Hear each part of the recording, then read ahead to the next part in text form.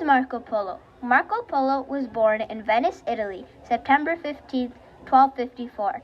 He's a famous explorer who wanted to spread Christianity throughout China. He also wanted to create trade relations with the Yuan dynasty. Who did Marco Polo sail for, and who financed him? He sailed for the famous empire Kublai Khan. He was also financed by his father, business, and the empire. Where did Marco Polo sail, and where did he end up? The Polos first sailed across the Mediterranean Sea from Venice to Acre, a city in Israel. Marco Polo intended to go to China, and he fulfilled his journey. After 7 years, he ended up in prison in Genoa and passed away in Venice, Italy, at the age of 69. What contributed to Marco Polo's success? His family was very wealthy, as his ancestors were pioneers and his family had done a lot of trading.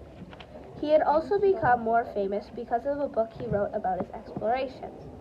During his travels, he traveled on the Silk Road for 24 years.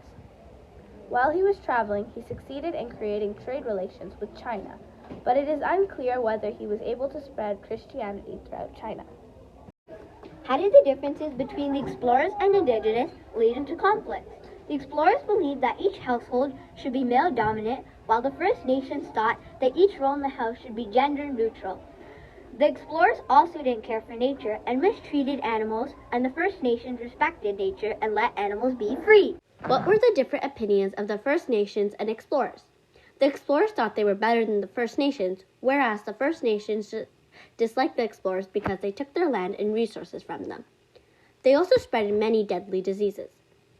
The explorers thought that the First Nations were dangerous and backwards. These thoughts about the Native Americans were just religious beliefs. Native Americans go through because of their past. Many of the problems that Native Americans go through in society are caused because of events that happened long ago. First Nations face annihilation and territorial depossession, which has a large impact on the indigenous group. They also have less access to critical services. What were the results when the First Nations and explorers interacted with each other? Not all interactions were negative. In fact, the First Nations taught the explorers about their land and guided them on their journeys. Although there were some positive actions, there were also negative interactions, such as explorers bringing deadly diseases which caused 55 million to pass away. I hope you learned a lot about the Native Americans and Marco Polo. Thank you for listening.